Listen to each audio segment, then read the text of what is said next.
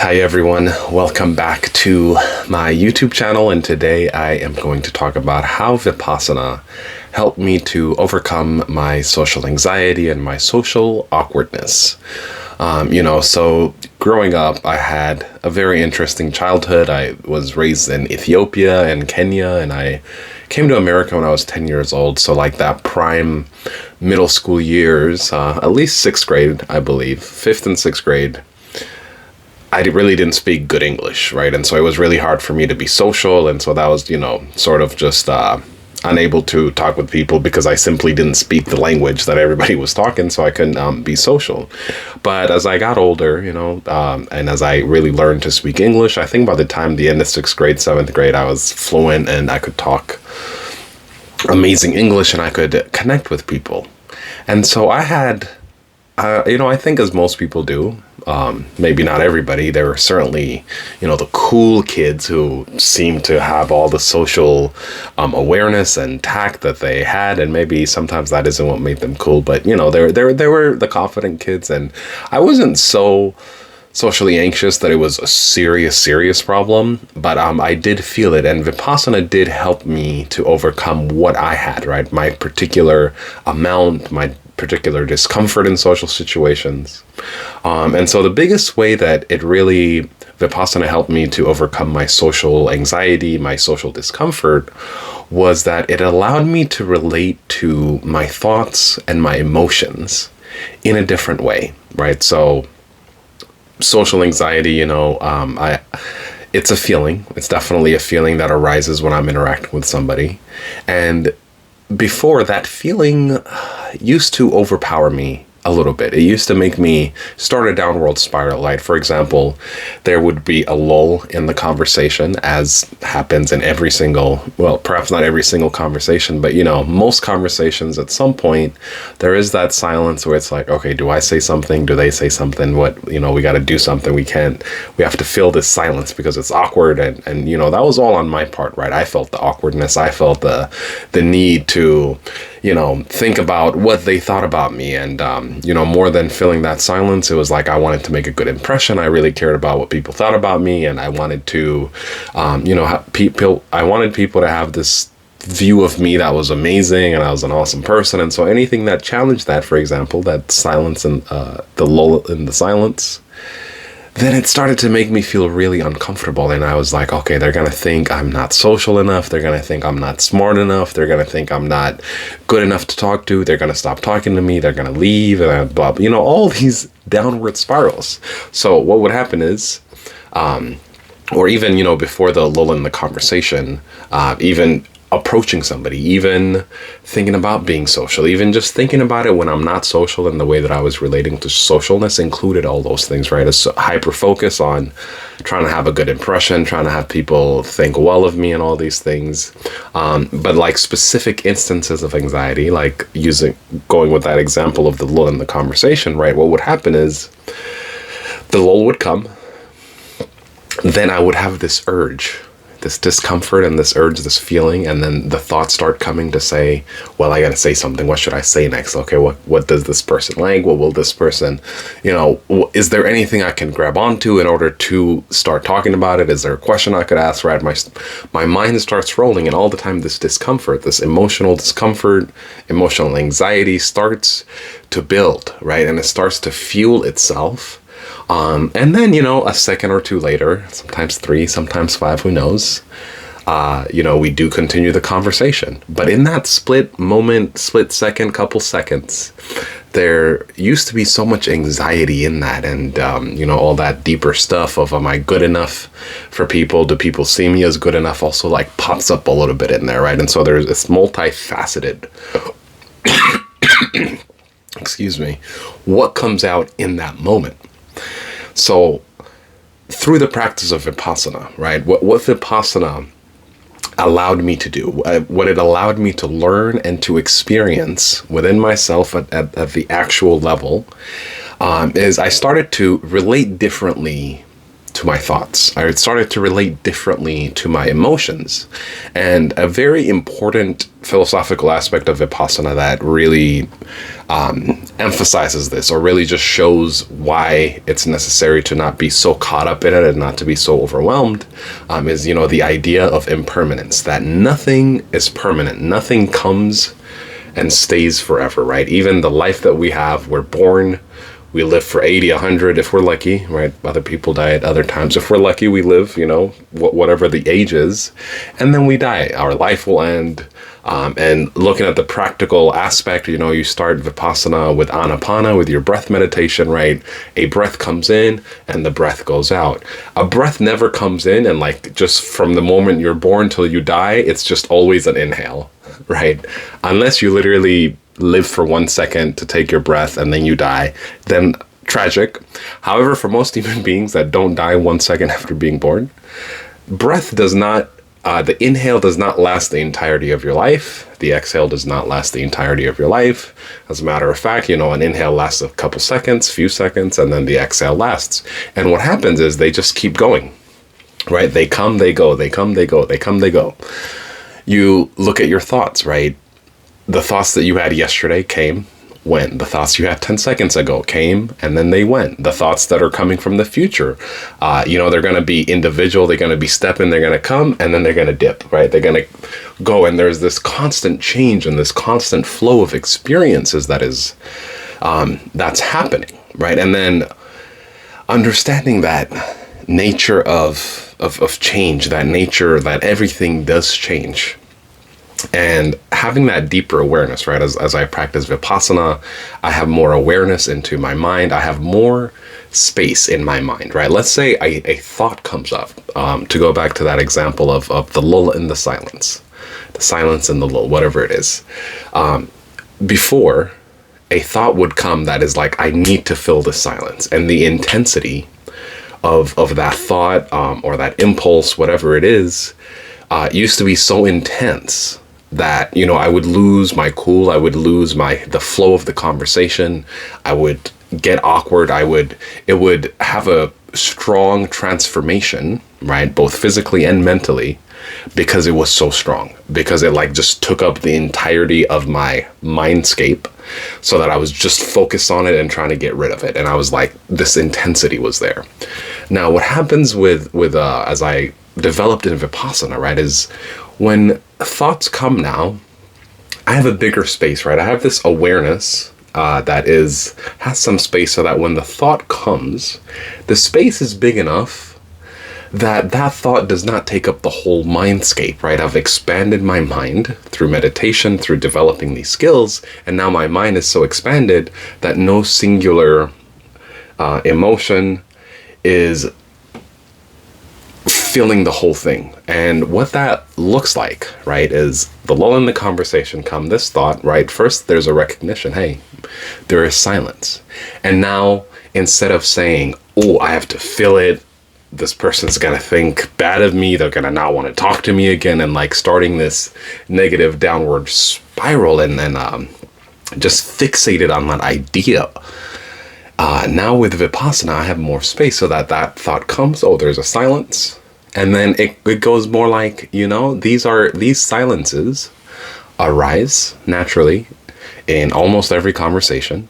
And they may last a second or two, and then they go and the conversation continues.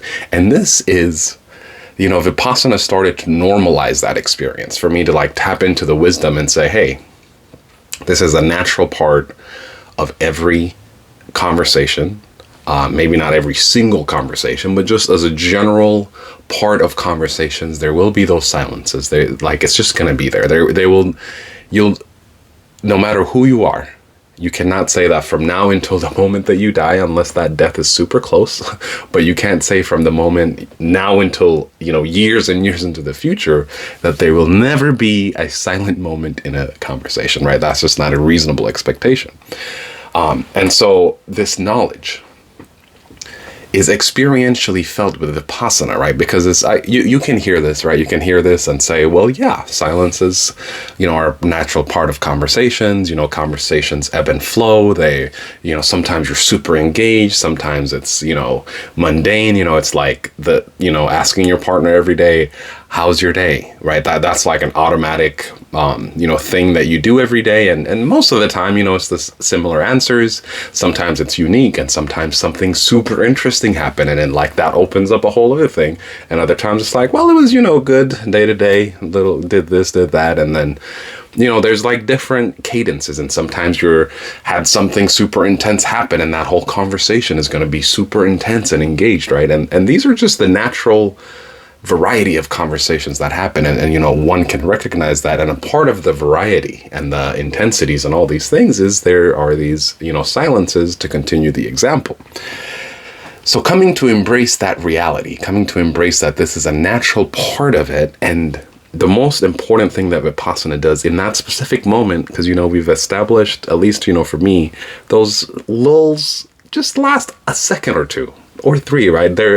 It's not like we're sitting for 10 minutes staring awkwardly into each other's eyes, right? It's just a little brief moment. So in that moment, the transformation that happens is I find more ease in myself because of the expanded state of my mind. This emotion, this stress comes up and this thoughts start to come up.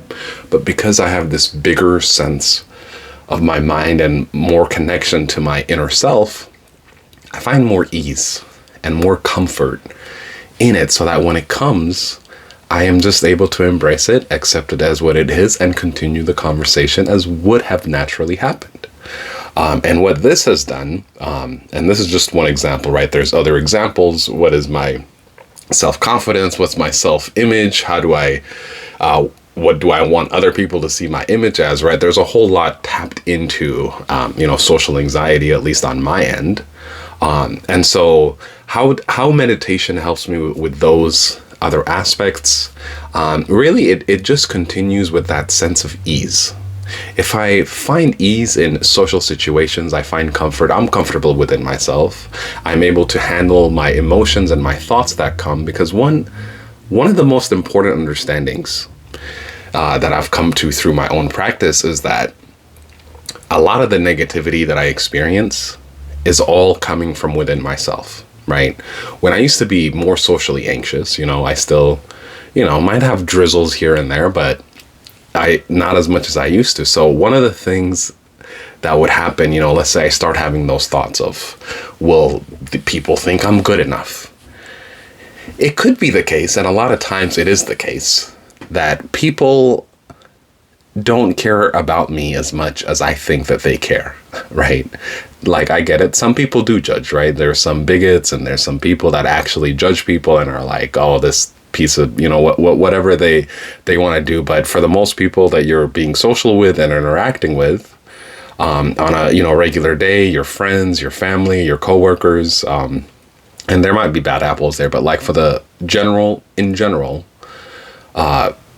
people aren't thinking about you as much as you think they are. They might be thinking about you a little bit, but not as much as you think.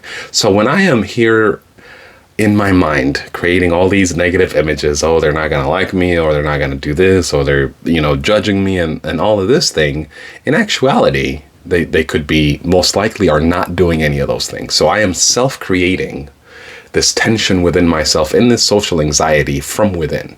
An example of, like, let's say somebody on the street tries to rob you, right? That is where the social situation, where the external actor, the other person, is bringing tension and negativity towards you. Or let's say somebody's yelling at you, or somebody's calling you names, like somebody's actually being negative towards you, right? Then there is an external, like the external social situation that you're in is bringing negativity to you. And then, even at that point, it's like, learning to be able to handle that. But you at least have an excuse to say, hey, this person is bringing negativity to me. That's why I feel bad in social situations. That's why I feel, these feelings. However, for the large part of my life, right, and this, I might be privileged, for the most part, my day-to-day conversations, 95, 98, a high percentage of my daily conversations with my coworkers, with my friends, with my family, with my partners, are on average good conversations, right? I might get into little arguments here and there, right? There might be things, but even in those, it's always treated with respect, right? If I'm like, nobody's cussing me out, nobody's yelling at me with like real negative intention and like trying to actually harm me. And so what happens is I create the self-negativity within myself by, having thoughts, having these emotions pop up, and then them start fueling themselves and doing a negative spiral, like just starting the spiral where I'm constantly belittling myself, putting myself down, doing all these things, all these thoughts, right? And I'm causing my own anxiety. I'm causing my own fear of social situations, not because the social situations themselves are something to be feared, but because I'm just internally a mess and I'm just creating something to be afraid of, which isn't in the real world. And so this realization, right, led to be like, you know what, I am not going to be my own enemy. I'm not going to create negativity out of thin air because I, A, don't like negativity, and B, it just doesn't make sense, right? It doesn't make sense to harm myself, right? Like if somebody were to give me a knife and say, cut myself, like I'm like, no, that's just stupid, right? I'm not going to cut myself. Like that's not something I want to do. In much the same way, it's like with these thoughts that are negative self-talk, it's like, why would I want to hurt myself? Like it just logically doesn't make sense. Now, it's a bit harder to actually like say, well, nobody cuts themselves. Well, actually, some people do cut themselves, but everybody understands and most people understand and have the ability to not physically cut themselves or harm themselves. But the skills needed to not mentally inflict harm on yourself for no apparent reason takes a lot of skill. And that's really where Vipassana steps in, right? And it's like, okay, how can you develop the mindset, the qualities of mind, the characteristics of the mind so that it is not hurting itself, And so when it came to social situations, I noticed that I was self-creating my own anxieties, and Vipassana helped me to slow down, find ease and comfort within myself, within my mind, and within my body. And then from that place of comfort, how to not create that self-negativity that feeds itself to create this experience, this negative experience of social situations. So in doing that, it has definitely helped me become a lot more social. So as well as taking away those negative traits of mind, negative habits of mind, and cycles that happened to me in social situations before, now it's also boosting positive traits, right? Because now that I have a little more ease, I'm able to be aware of things that arise in conversations, even when I'm like in an argument with somebody over, something that is important to one or both of us. I'm able to have more patience. Because I'm not so easily overwhelmed with any emotions that come up, again, because the consciousness, the mindscape, but the mindscape, I mean, in my mind, there is, the field of awareness, and then there's the objects of awareness. Like there is the thought, a specific emotion, right? Those exist within the experiential landscape of the mind, right? The mindscape. And because the mindscape is expanded through meditation, when these emotions and specific thoughts and specific behaviors start popping up, right? There's more space to look at it. So if I'm in an argument with somebody, I'm better able to keep a cooler head, right? It doesn't mean, I don't get intense, like I'm not standing up for myself or that I'm just, letting things wash over me. However, I'm able to come from a place of intentional effort, right? Intentional to truly understand what the person is trying to say, and then to do the actions that actually lead to the solution, right? Because if I'm talking to a friend, or I'm talking to my partner or my boss or my coworkers or any of these situations, I have a feeling of mutual benefit, right? Like my goal is to solve problems, right? And problems will arise, but it's like to solve problems. Like, I don't want to have problems with people, and of course they will inevitably arise. And so how can I solve the problem? And what happens when, I get super emotional, I used to, irritation, anxiety, lashing out, all these things, what they do is they make the solution go further and further out. So the solution taking longer and longer to go means there isn't that efficiency. It's wasting a lot of energy and it's creating a lot of negativity. And what happens with Vipassana and like developing these skills is, once I have that patience and that expanded mindscape, and I'm not being overwhelmed with these specific objects of, stress or anxiety or feeling wronged or wanting to really explain my position or all these things, is I'm better able to say, okay, what do we both need in order to move forward? Is this a time for me to listen? Is this a time for me to speak? And I'm better able to make those decisions from a calmer state of mind, even if I'm, upset or I'm sharing my hurt or whatever it might be. I'm coming from a base of rootedness. And that rootedness creates a better future. Like, we're better able to move towards the solution, which is my intention. And I assume it's most people's intentions, right? Like, I wouldn't be with my partner if I thought that she just wanted to create problems all the time and wanted to live in a constant state of problems. Now, that it might be the case unintentionally, but I want her intentions to be that, we're trying to solve them and we're trying to live well together and live happily together, right? And the same with my coworkers. If I'm in such a negative environment that it's like, holy moly, there's so many problems and everybody's a problem and nobody's working together and everybody's blaming everybody, and like there isn't cohesiveness and there isn't this harmony, it'll be like a toxic work environment that I most likely would want to leave and will probably leave, versus one where it's the opposite and everybody's cohesive and problems do arise, but everybody works together, everybody covers each other, everybody tries to do their best to, really make the team do well and each other and all this good stuff, right? Then I'm a lot more likely to stay. Doesn't mean I won't leave, but it'll create feelings of, I like being here and I want to stay here. And I, most likely will stay there for a lot longer than the opposite. So this inner state and this inner relationship to thoughts and emotions that arise out of, these social situations, Vipassana has given me the tools and has given me the characteristics, right? That's really the important part, because Vipassana itself is the tool. And the characteristics that tool develops, which for me is, an expanded mindscape, which is so necessary to be able to have that ease, to be able to face whatever comes, and whatever comes, face it intentionally and face it as it is. So that's the one thing I really like about Vipassana, is putting this wisdom into actual words, right? Because I have heard this wisdom many, many times. Stay calm, be patient, solve problems, be the bigger man, be the bigger person, be one that creates harmony in the environment, right? Be one that people like to be around. And those are generally people that make them feel good and that aren't toxic, right?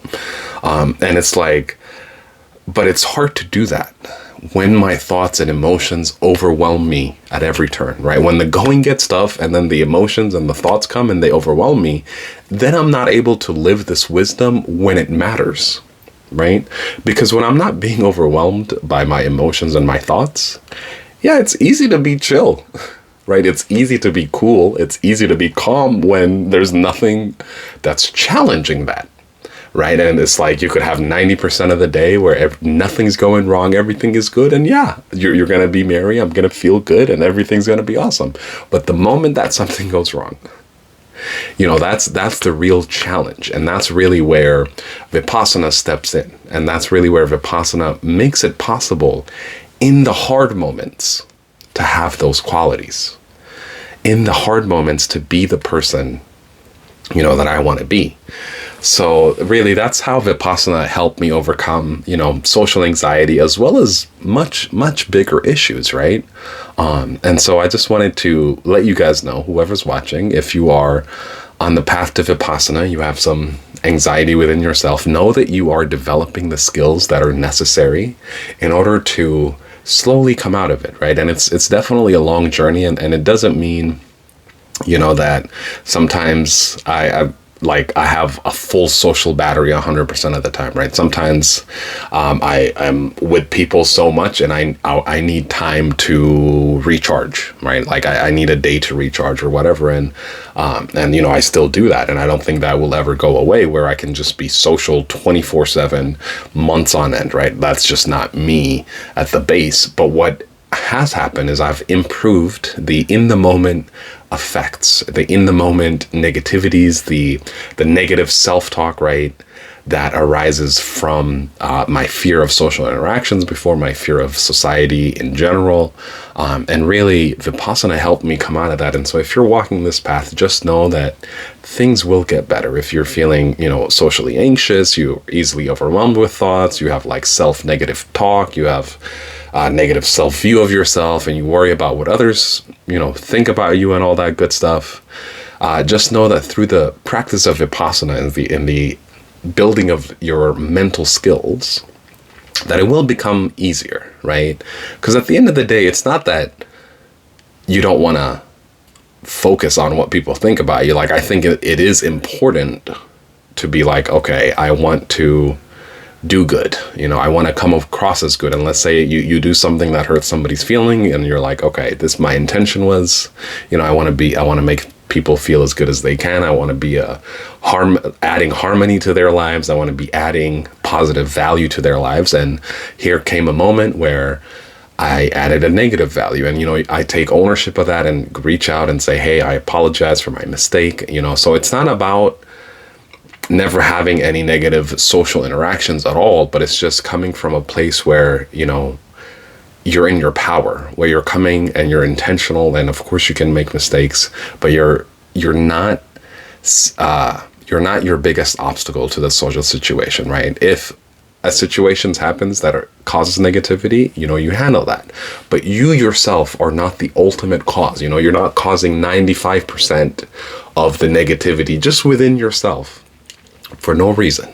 And that is what Vipassana really helps you. Maybe, it goes from 95% negative self-talk to 90.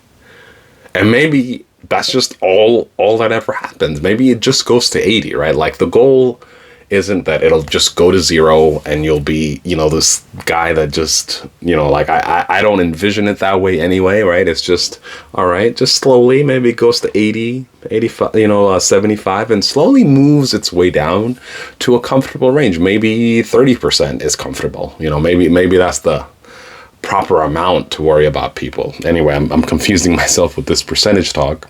However, just know that Vipassana does help with those skills, and with finding ease, and with finding comfort, and with finding space within yourself to interact with to be in social situations and show up as your best self.